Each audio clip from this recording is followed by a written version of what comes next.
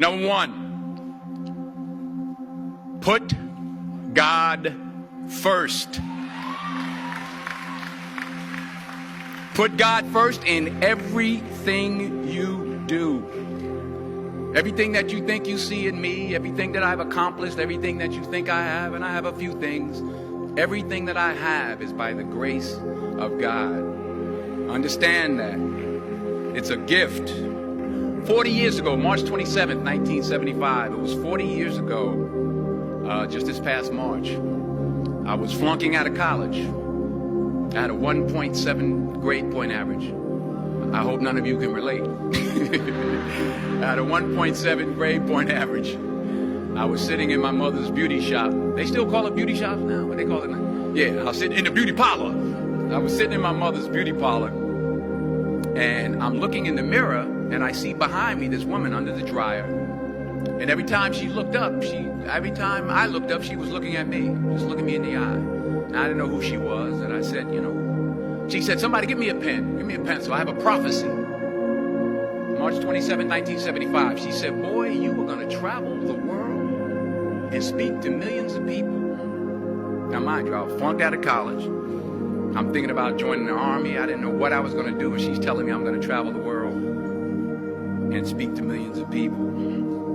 Well, I have traveled the world, and I have spoke to millions of people. But that's not the most important thing, the success that I had. The most important thing is that what she taught me and what she told me that day has stayed with me since. I've been protected. I've been directed. I've been corrected. I've kept God in my life, and it's kept me humble. I didn't always stick with him, but he always stuck with me. So stick with him in everything you do. If you think you want to do what you think I've done, then do what I've done and stick with God. Number two, fail big. That's right. Fail big. Today's the beginning of the rest of your life, and it's going to be very frightening. It's a new world out there. It's a mean world out there, and you only live once. So do what you feel passionate about. Take chances professionally. Don't be afraid to fail. There's an old IQ test, was 9 dots, and you had to draw 5 lines with a pencil within these 9 dots without lifting the pencil. The only way to do it was to go outside the box. So don't be afraid to go outside the box.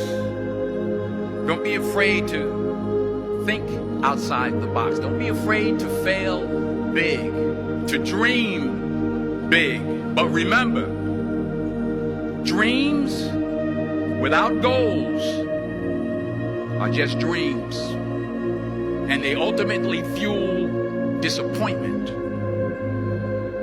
So have dreams, but have goals. Life goals, yearly goals, monthly goals, daily goals. I try to give myself a goal every day.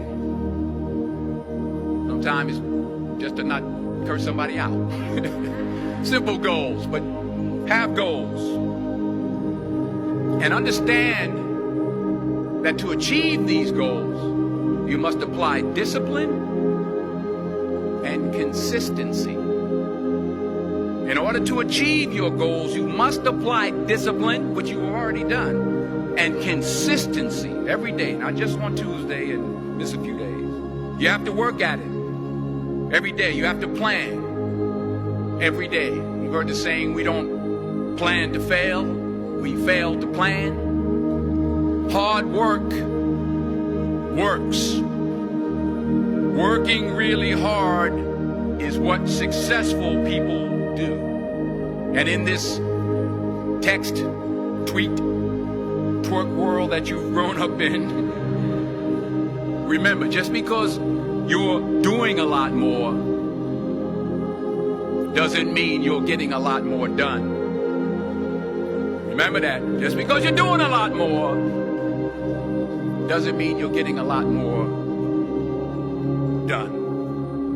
Don't confuse movement with progress. My mother told me, she said, yeah, because you can run in place all the time and never get anywhere. So continue to strive, continue to have goals, continue to progress.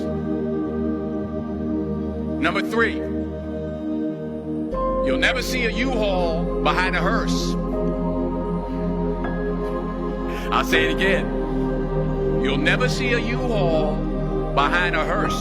I don't care how much money you make, you can't take it with you. And it's not how much you have, it's what you do with what you have. We all have different talents. Some of you will be doctors, some lawyers, some scientists, some educators, some nurses, some teachers. Yeah, okay. Some preachers. The most selfish thing you can do in this world is help someone else. Why is it selfish? Because the gratification, the goodness that comes to you, the good feeling that I get from helping others, nothing's better than that. Not jewelry, not big house I have, not the cars, but it's the joy. That's where the joy is, in helping others. That's where the success is, in helping others. Finally, I pray that you put your slippers way under the bed tonight, so that when you wake up in the morning, you have to get on your knees to reach them. And while you're down there, say thank you for grace. Thank you for mercy. Thank you for understanding. Thank you for wisdom. Thank you for parents. Thank you for love. Thank you for kindness. Thank you for humility. Thank you for peace. Thank you for prosperity. Say thank you in advance for what's already yours. That's how I live my life. That's why I am. One of the reasons why I am today. Say thank you in advance for what is already yours. True desire in the heart for anything good is God's proof to you, sent beforehand to indicate that it's yours already. I'll say it again. True desire in the heart, that itch that you have, whatever it is you want to do, that thing that you want to do to help others and to grow and to make money, that desire, that itch, that's God's proof to you, sent beforehand already to indicate that it's yours. And anything you want good, you can have. So claim it. Work hard to get it. When you get it, reach back. Pull someone else up. Each one, teach one. Don't just aspire to make a living. Aspire to make a difference.